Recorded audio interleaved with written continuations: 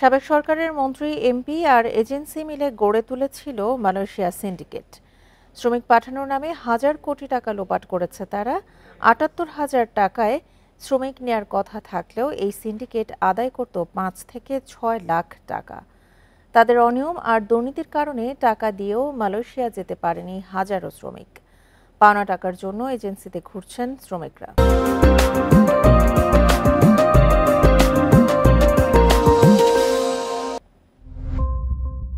মালয়েশিয়ায় গিয়ে নিজের ভাগ্য পরিবর্তন করতে চেয়েছিলেন নারায়ণগঞ্জের সেলিম, কিন্তু চুক্তিপত্র অনুযায়ী কাজ না পাওয়ায় শেষ পর্যন্ত অসুস্থ হয়ে দেশে ফিরতে হয় তাকে। জীবন বাঁচানোর জন্য আমি টাকার মায়া ত্যাগ কইরা আমি বাংলাদেশে চলে এসেছি। আয়না করে মানুষের যেভাবে কষ্টতে রাখা হয়, ঠিক মালয়েশিয়ার প্রবাসী মানুষগুলি এই মনের কষ্টের ভিতরে আছে। এত যে একটা ধ্বংসর করতে কইরা যামু তা কল্পনা করি নাই।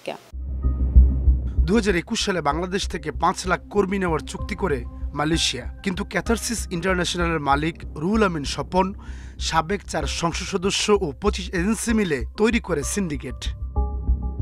এর মধ্যে সাবেক এমপি নিজাম হাজারীর স্নিগ্ধা ওভারসিজ লিমিটেড, সাবেক অর্থমন্ত্রী ও সংসদ সদস্য আহম মোস্তফা কামালের স্ত্রী কাশ্মীরি কামালের অরবিটালস এন্টারপ্রাইজ ও মেয়ে নাফিসা কামালের অরবিটালস ইন্টারন্যাশনাল, সাবেক এমপি লেফটেন্যান্ট জেনারেল অবসরপ্রাপ্ত মাসুদউদ্দিন চৌধুরীর 5M ইন্টারন্যাশনাল, এছাড়াও ঢাকা ২০ আসনের সাবেক এমপি বেনজির আহমেদের প্রতিষ্ঠান আহমেদ ইন্টারন্যাশনাল এই সিন্ডিকেটের অন্যতম।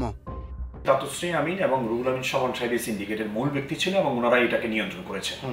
২০১৬ সাল এবং ২০২২ সালের সিন্ডিকেশনে যে $৩.৫ বিলিয়ন বাংলাদেশের থেকে তারা শুধু মানি লন্ডারিং করছে। এই স্বপনের বিরুদ্ধে যারা নির্বাচন করতে চেষ্টা করছে আমাদেরকে ডিজিএফআই ধরে নিয়ে গেছে।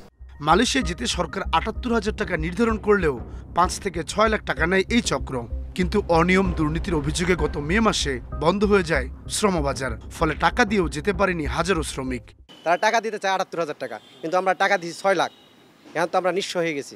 রাজনৈতিক প্রেক্ষাপট পরিবর্তনের কারণে অনেক এজেন্সি কার্যক্রম বন্ধ রেখেছে, কেউ কেউ পালিয়েছে, কিন্তু এখনো পাওনা টাকার জন্য এজেন্সিগুলোতে ঘুরছেন শ্রমিকরা।